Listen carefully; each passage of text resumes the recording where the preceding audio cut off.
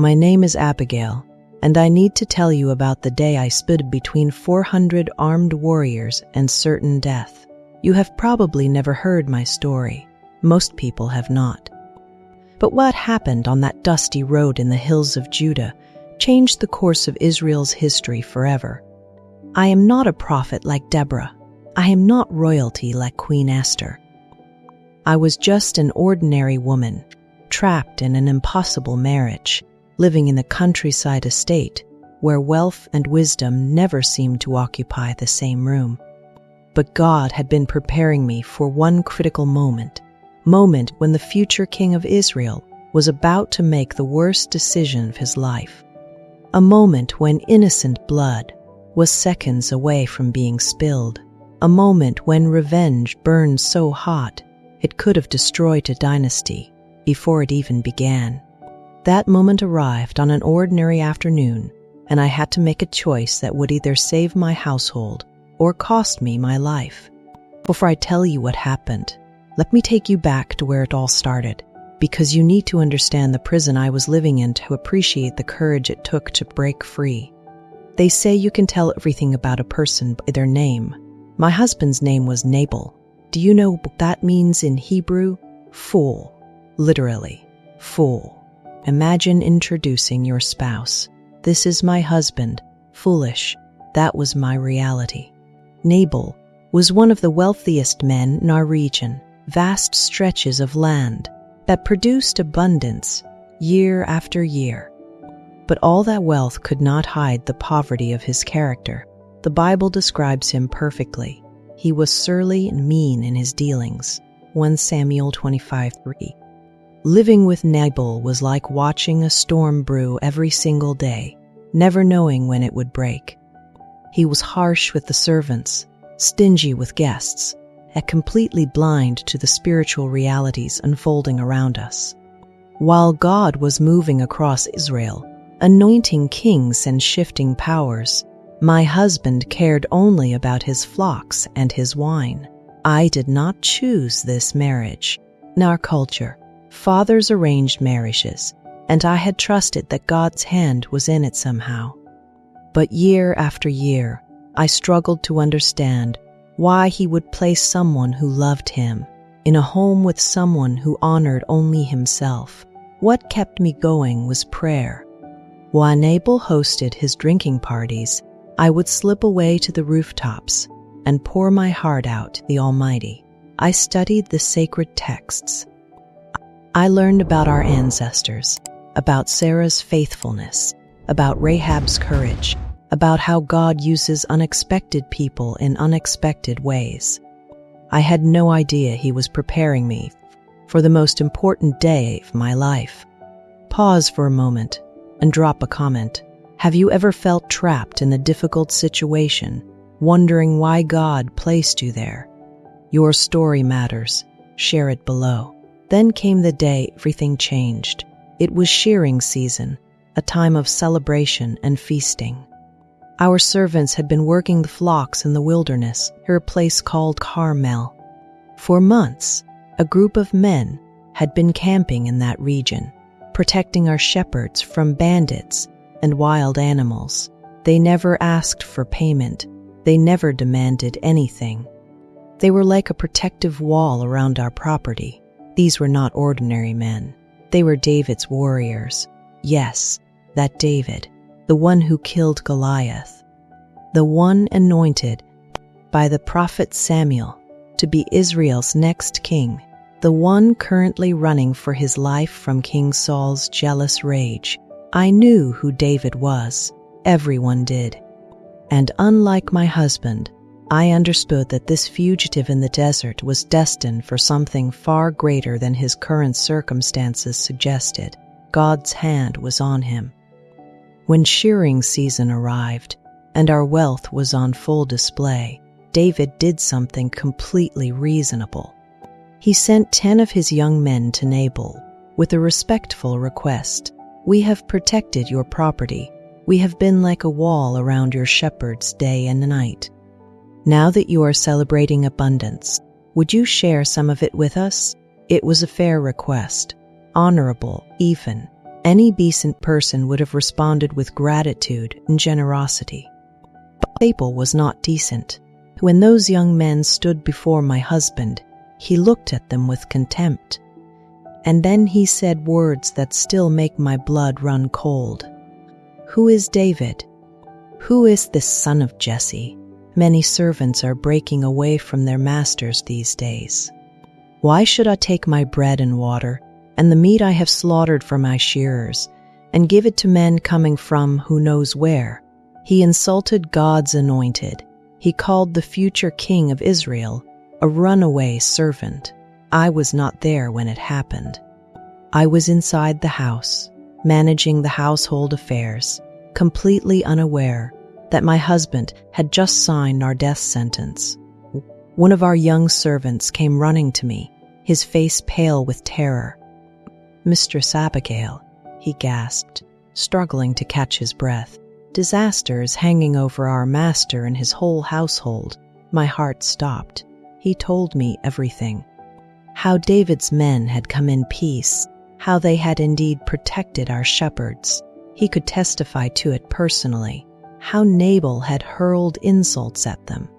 And most terrifying of all, how David and 400 armed men were now marching toward our estate with swords drawn and murder in their hearts. "David has sworn that by morning he will kill every male in this household," the servant said, his voice shaking. "Mistress, our master is such a wicked man that no one can talk to him. What are we going to do?" Time seemed to stop. I had seconds to make a decision. I could run and hide, hoping somehow to survive. I could try to reason with Nabal, but the servant was right. My husband was impossible to reason with, especially when he'd been drinking. I could simply accept that this was God's judgment on a foolish man. Or I could do something that seemed completely insane. I could go meet 400 furious warriors myself. In that moment, a strange peace washed over me. This is what all those years of prayer had been preparing me for. This is why God had placed me in this household, in this time, in this exact situation. I was positioned to make a difference. "Quickly," I told the servants, "gather provisions. Do not tell Nabal anything." I began preparing for battle. Not with swords, but with wisdom, and within the hour, my servants had assembled a feast: 200 loaves of bread, 2 large skins of wine, 5 dressed sheep, ready for roasting, a bushel of roasted grain, 100 clusters of raisins, and 200 cakes of pressed figs. This was not just food. This was a declaration. I was treating David as what he truly was, God's anointed king, who deserved honor, not insults. I loaded everything onto donkeys, told the servants, "Go ahead of me, I will follow behind you." As I mounted my own donkey, my hands were trembling, not from fear, exactly, but from the weight of what I was about to do. I was defying my husband's authority. I was riding out to meet an army. I was betting everything on wisdom and faith in a moment that demanded both. The sun was beginning its descent as I rode through the mountain ravines, and then I saw them, dust rising in the distance. The glint of sunlight on swords. Hundreds of men marching with the determined fury of warriors seeking vengeance, and at their head, a young man whose face was set like stone, David. Here is what I need you to understand. In that moment, everything hung in the balance. Not just my life, not just my household, but David's entire destiny. If he shed innocent blood that day, if he allowed revenge to drive his actions, it would stain his soul forever. The man after God's own heart would become a man marked by unnecessary violence. His relationship with God would be compromised. His future reign would be tainted. God sent me to that road to save David from himself. As I came face to face with fury, I quickly dismounted and fell on my face before him. my forehead touching the dusty ground. Silence. 400 men stopped in their tracks. Then I prayed that God would give me the words that could turn wrath into mercy, and spoke, "Pardon your servant, my Lord, and let me speak to you. Hear what your servant has to say. Please pay no attention to that wicked man Nabal. He is just like his name. His name means fool, and folly goes with him." 1 Samuel 25:24. I took full responsibility for my husband's insult. I placed myself between David and his revenge, willing to accept the consequences. But then I reminded him of who he really was. "The Lord will certainly make a lasting dynasty for my Lord, because you fight the Lord's battles, and no wrongdoing will be found in you as long as you live. Even though someone is pursuing you to take your life, the life of my Lord will be bound securely in the bundle of the living by the Lord your God, but the lives of your enemies he will hurl away as from the pocket of a sling." 1 Samuel 25. I could see David's eyes. I watched as my words pierced through his anger. I continued, "When the Lord has fulfilled for my Lord every good thing he promised concerning him, and hath appointed him ruler over Israel, my Lord will not have on his conscience the staggering burden of needless bloodshed or of having avenged himself." 1 Samuel 25. I was reminding him that kings do not act on impulse, that men after God's own heart do not repay insult with massacre, that his destiny was too important to be derailed by revenge against a fool. The transformation was immediate. David's face softened. The fury drained from his eyes. He looked at me, really looked at me, and I saw recognition there, not just of my words, but of the voice of God speaking through them. "Praise be to the Lord, the God of Israel, who has sent you today to meet me," David said, his voice thick with emotion. "May you be blessed for your good judgment and for keeping me from bloodshed this day, and from avenging myself with my own hands." 1 Samuel 25. He accepted the provisions. He blessed me. And he turned his army around. I had stopped a massacre with nothing but faith, wisdom, and courage. When I returned home, I found Nabal in the middle of a banquet, fit for a king. He was drunk, celebrating himself, while his household had nearly been destroyed because of his foolishness. I said nothing that night. There was no point reasoning with a drunk man. But the next morning, when he was sober, I told him everything. "Your insult nearly got us all killed. David and 400 men were coming to slaughter every male in this household. I took provisions and met them on the road. I pleaded for our lives, and David turned back."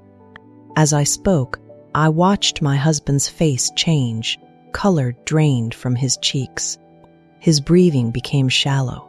Something broke inside him, whether from shock, fear, or the sudden realization of how close he would come to destruction. I will never know. The Bible says his heart failed him, and he became like a stone. 1 Samuel 25. And 10 days later, Nabal died, not by David's sword, not by any human hand. The Lord himself struck him down. 1 Samuel 25. Then came my new beginning, because when David heard that Nabal had died, he sent messengers to me with a proposal I never expected. "Will you become my wife?" David remembered the woman who had saved his soul from revenge. He recognized wisdom when he saw it. He wanted me at his side. My response was immediate. "I am your servant and am ready to serve you and wash the feet of my Lord's servants." 1 Samuel 25:41. I went from being the wife of a fool to being the wife of God's chosen king. But more importantly, I had fulfilled the purpose God had placed me in that difficult marriage to accomplish. Every painful day with Nabal had been preparation for the moment when I would save David from destroying his destiny. Here are 3 powerful lessons from my story. Lesson 1. Your difficult season is preparation, not punishment. For years, I thought my marriage to Nabal was a mistake, some cruel twist of fate. But God knew exactly what He was doing. Every day of patience, every moment of prayer, every act of wisdom in the face of foolishness was preparing me for one critical moment. Your current struggle is not meaningless. God is preparing you for something you cannot yet see, as it says in Romans 8:28. And we know that in all things God works for the good of those who love Him, who have been called according to His purpose. Lesson 2. Courage means acting when everyone else is frozen. When disaster came, I had to move while others stood paralyzed. The servants were terrified. Nabal was oblivious. Only I could intervene. There are moments in life when you are the only one positioned to make a difference. Will you have the courage to act? Proverbs 31:25 says, "She is clothed with strength and dignity. She can laugh at the days to come." Real strength is not the absence of fear. It is acting despite it. Lesson 3. The right words at the right time can change everything. My words to David did not just save my household. They saved him from a decision that would have haunted him forever. Proverbs 25:11 tells us, "A word fitly spoken is like apples of gold in settings of silver." Your words have power. How you speak to your spouse, your children, your coworkers, even strangers, it all matters. You could be the voice of wisdom someone desperately needs to hear today. Comment below, which of these 3 lessons resonates most with your current situation? I would love to hear how God is preparing you for your defining moment. My story echoes through time because the same God who positioned me to save David is still positioning people today to make a difference. You might feel trapped in a difficult marriage, a challenging job, or an impossible family situation. You might wonder why God has you there. But I am here to tell you, He's preparing you for something greater than you can imagine. Somewhere in your life right now, there is a situation waiting for an act of courage and wisdom. There is a moment coming when you will need to step outside your comfort zone, take responsibility that is not yours, and speak truth that needs to be heard. Will you be ready? The world desperately needs modern-day Abigails, people willing to stand between revenge and its victims, between anger and destruction, between foolishness and wisdom.